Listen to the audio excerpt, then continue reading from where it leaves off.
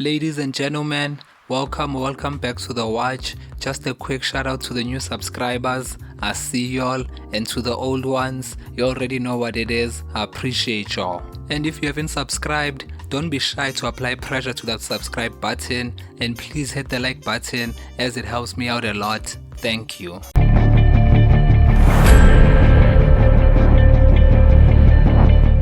The Muldergate scandal, often referred to as Information Scandal or Infogate, was a significant political controversy in South Africa, spotlighting a covert propaganda initiative orchestrated by the apartheid-era Department of Information. The scandal unveiled the department's manipulation of a multi-million rand secret fund sourced from the defense budget, which was utilized to finance a range of projects within publishing, media relations, public relations, lobbying, and international diplomacy.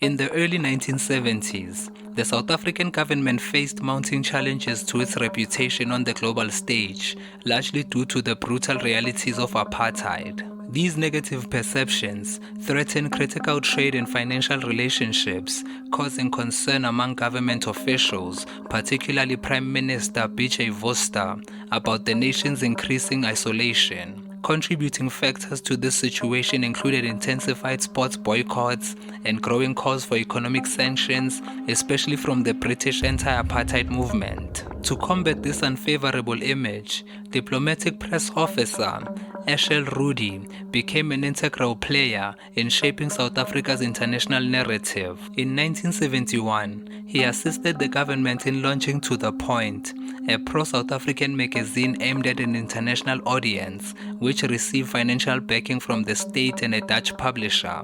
This initiative was sanctioned by Vorster alongside Minister of Information Connie Mulder and Hendrik van der Berg from the Bureau of State Security. In September 1972, Mulder appointed Rthied as Secretary of Information, effectively placing him at the helm of the department's propaganda efforts.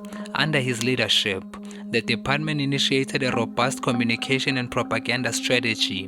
By early 1973, several controversial activities emerged, partially funded through loans from BOSS, including the creation of the Committee for Fairness in Sport, a front organization aimed at countering sports boycotts, the formation of a business front called the Club of 10, led by Gerald Sparrow, which sought to challenge perceived biases against the apartheid regime, the establishment of a covert photo news agency designed to supply articles and images to European media outlets, the acquisition of a small French publication, a smear campaign targeting liberal UK politicians such as Peter Hain, engagements with 2 Labour Party members of Parliament for lobbying and intelligence activities, an influential trip to the United States in January 1974, which included meetings with prominent politicians and representatives from the New York Times. These actions reflected the South African government's determination to reshape its image abroad and counter the growing criticism it faced from both domestic and international observers.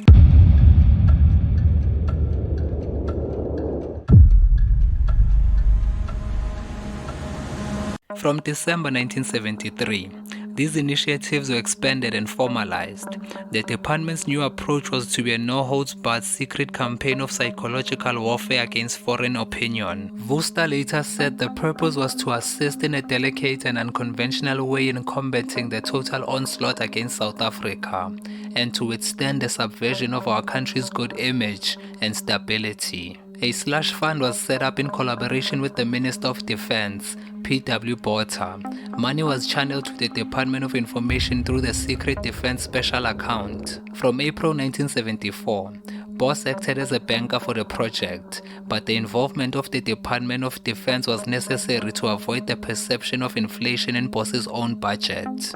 The program, named Project Anne-Marie, after Rthied's daughter, mainly targeted Western countries and involved 180 initiatives at an estimated cost of between 65 million rands and 85 million rands over 5 years. Participants said it included backdoor diplomacy with African countries and with Israel, purchase of a 50% interest in Upitin, a television news service based in London, extensive use of lobbying groups in the United States, contributions toward the 1976 electoral defeats of Senators John Taney and Dick Clark, who opposed American involvement in the Angolan War, the establishment of front organizations for research, for transferring money abroad, and for hosting foreign guests in South Africa, pamphlet bombs in townships after the 1976 Soweto uprising, and an attempt to establish black film theaters.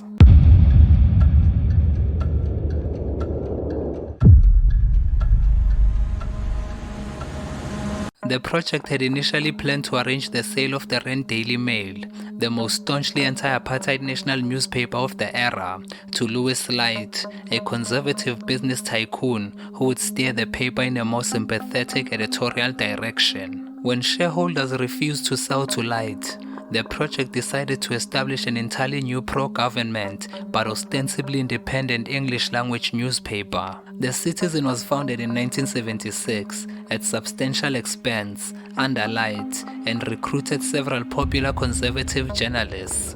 It lost significant amounts of money, and an overdraft facility had to be arranged. The Citizen is estimated to have cost the state 32 million rands by the time Light pulled out in 1977. On some views, the eventual scandal discredited the Citizen, which was still operational for some years afterwards. In 1974, the project also attempted to facilitate the sale of the American Washington Star, with similar plans to sway its editorial policy toward a favorable view of the South African government.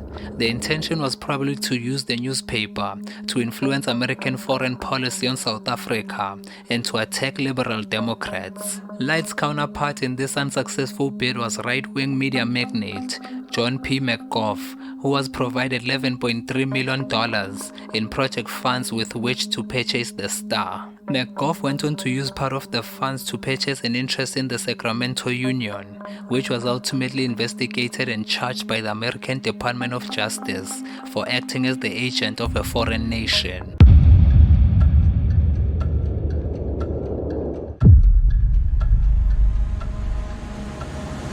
In mid-1977, the department was audited by the State Auditor General, led by former Secretary of Information, Gerald Barry. Barry reported to Foster about financial irregularities and the mismanagement of state funds at the department. Over the next 2 years, revelations about the department's activities and secret propaganda campaign emerged through a series of official inquiries and in the press. The Rand Daily Mail, under Alistair Sparks, and the Sunday Express, under Rex Gibson, broke the story and were particularly active in investigating it. At least in the conservative society and within the ruling National Party, the scandal was less about the fact of a state propaganda campaign than about the mismanagement of state funds appropriated without the knowledge of Parliament and an apparent cover-up by senior government officials and elected representatives. It emerged through the state audit and other resources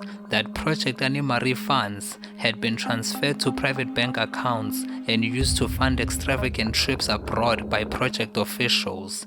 Deceit by participants became a prominent issue in 1978 when attention turned to the financing of the Citizen. In this regard, Mulder faced particular public censure.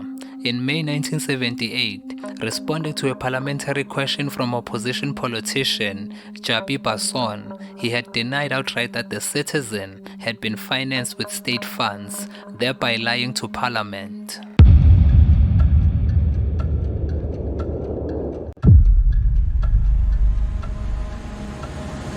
At the end of January 1978, amid widely circulated rumors inflamed by media reports, Parliament's Committee on Public Accounts, chaired by Henny van der Walt, initiated an inquiry. The committee's final report to Parliament in July 1978 found that there had been financial irregularities and that a more extensive inquiry should be established. Rthied was forced to resign, and Vorster dissolved the Department of Information, replacing it with the Bureau of National and International Communication. Van der Berg also resigned, and BOS was restructured. Also in July 1978, Vorster appointed BOS to conduct a special internal investigation into financial irregularities in the use of the secret accounts. The BOS auditor was Rthied. On 20 September, Vorster resigned as Prime Minister, citing ill health, and took up the state presidency, a largely ceremonial position similar to that of Governor General of South Africa.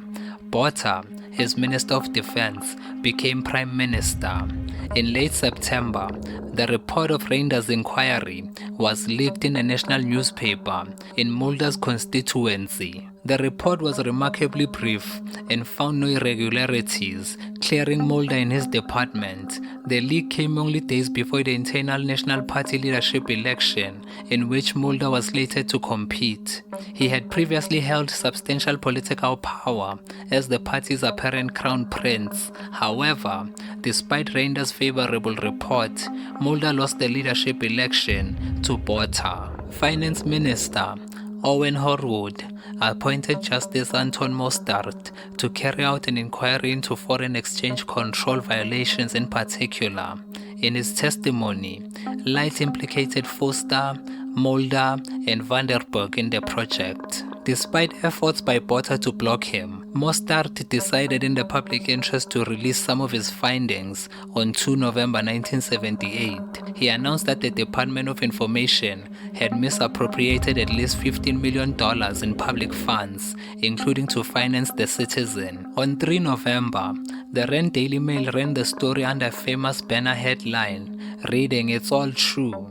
3 days later, Botha suspended the Mostert Commission. In the following weeks, Mulder resigned from the cabinet and then his chairmanship of the National Party's Transvaal branch.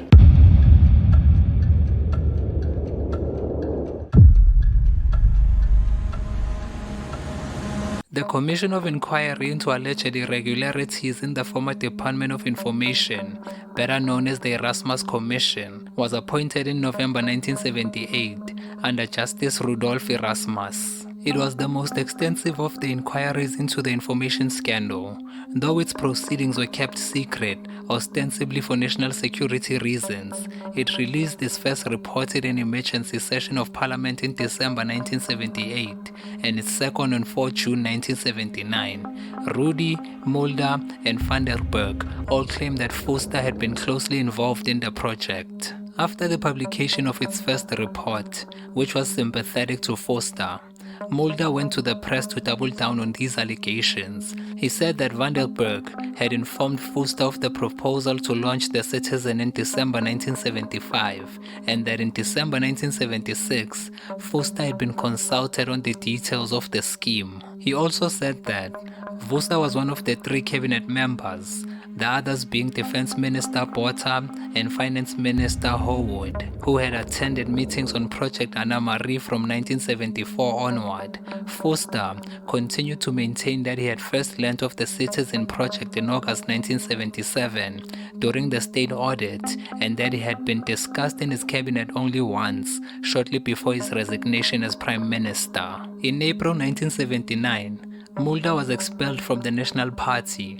for refusing to accept Erasmus' findings. However, Erasmus ultimately came to accept Mulder's account of Vorster's involvement, concluding that Vorster had been fully informed about and had covered up the department's involvement with the Citizen and other projects. While presenting the second Erasmus report to Parliament in June 1979, Botha announced that Vorster had resigned as state president in disgrace. Botha was absolved of any wrongdoing on the basis that he had not known how the slush fund was used and so had not known about the irregularities. Mulder, Rthied, and van der Berg were held primarily responsible for the irregularities, with Erasmus also claiming that Rthied and van der Berg had attempted to manipulate the September 1978 National Party election to have Mulder appointed Vorster's successor. Erasmus did not reveal what other projects anti-Marie initiatives had been, and he recommended a dozen of them should continue to operate.